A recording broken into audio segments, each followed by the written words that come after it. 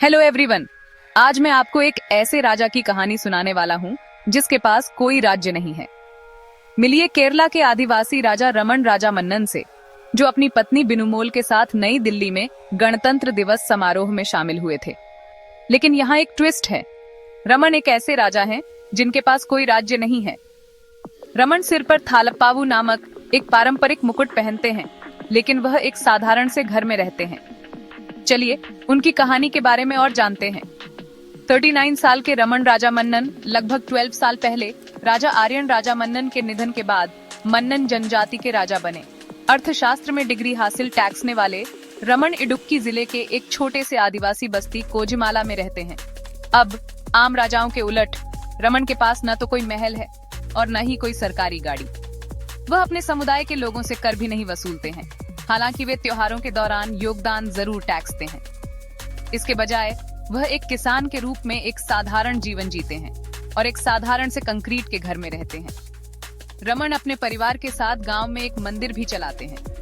तो बिना राज्य वाला राजा क्या टैक्सता है? रमन के पास भले ही नागरिक अधिकार या टैक्सतव्य न हो, लेकिन वे 4 डेप्यूटीज की मदद से सामुदायिक मामलों की देखरेख टैक्सते हैं, जिन्हें डेप्यूटी राजा कहा जाता है।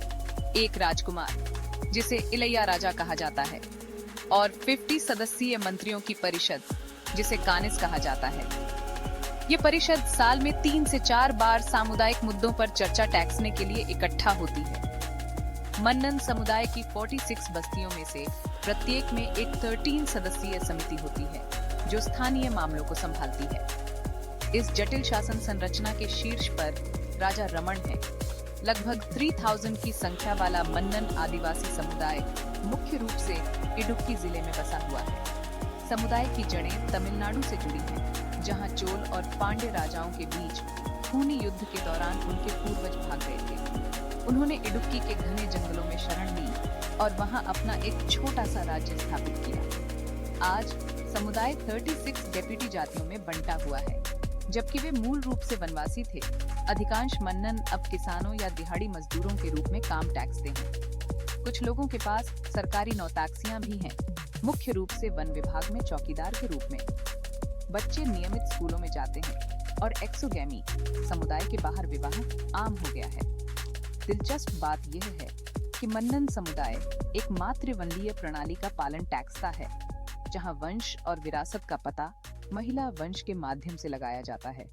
तो ये रही कहानी बिना राज्य वाले राजा रमन राजा मन्नन की। ये परंपरा, समुदाय और जीवन के अनोखे तरीके की कहानी है। अगर आपको ये कहानी उतनी ही आकर्षक लगी जितनी मुझे लगी, तो दुनिया भर की और भी ऐसी ही कहानियों के लिए लाइक और सब्सक्राइब जरूर टैक्सें। देखने के लिए धन्यवाद।